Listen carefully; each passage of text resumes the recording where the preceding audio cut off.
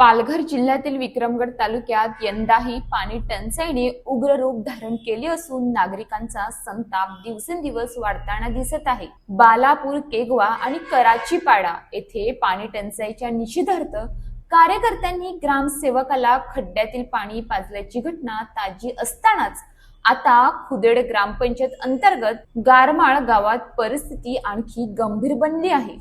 विक्रमगड तालुक्यातील गारमाळ गावात सध्या पिण्याच्या पाण्याचा पूर्णतः तुटवडा जाणवत असून विहिरी आणि इतर जलस्रोत पूर्णपणे कोरडे पडले आहेत। त्यामुळे महिलांना जीव धोक्यात घालून विहिरीत उतरून खड्ड्यात साचलेले पाणी भरावे लागत आहे। उन्हाच्या तीव्र झळांमध्ये दूरवर पायपीट करून पाणी आणावे लागत असल्याने नागरिकांचे हाल अपरंपार होत आहेत। या पार्श्वभूमीवर गारमाळ ग्रामसभेने खुदेड ग्रामपंचायत कार्यालयात जाऊन ग्रामपंचायत अधिकाऱ्यांना लेखी निवेदन देत तातडीने टँकरद्वारे पाणी पुरवठा सुरू करण्याची मागणी केली। मात्र धक्कादायक बाब म्हणजे संबंधित अधिकाऱ्यांनी हे निवेदन वाचूनही स्वीकारण्यास नकार देत ते ग्रामस्थांकडे परत दिले। यामुळे ग्रामस्थांमध्ये प्रचंड नाराजी पसरली आहे। ग्रामस्थांनी प्रशासनाकडे केवळ तात्पुरत्या उपाययोजनाच नव्हे तर कायमस्वरूपी तोडगा काढण्याची मागणी केली आहे। दरवर्षी उन्हाळा आला की हीच परिस्थिती निर्माण होत असताना शासनाच्या योजना नेमक्या कुठे अडकतात याचा सवाल नागरिक उपस्थित करत आहेत। लाखो कोट्यावधींच्या योजना जाहीर होतात, निधी खर्च होतो, मात्र प्रत्यक्षात महिलांच्या डोक्यावरचा हंडा खाली उतरत नाही।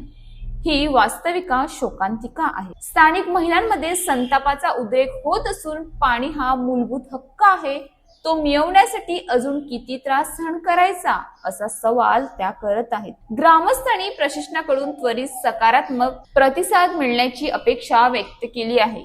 पाणी देण्यात अपयशी ठरणारे प्रशासन आणि केवळ कागदावरच फिरणाऱ्या योजना यामुळे सामान्य माणसाचा जीव मेटाकुटीला आला आहे।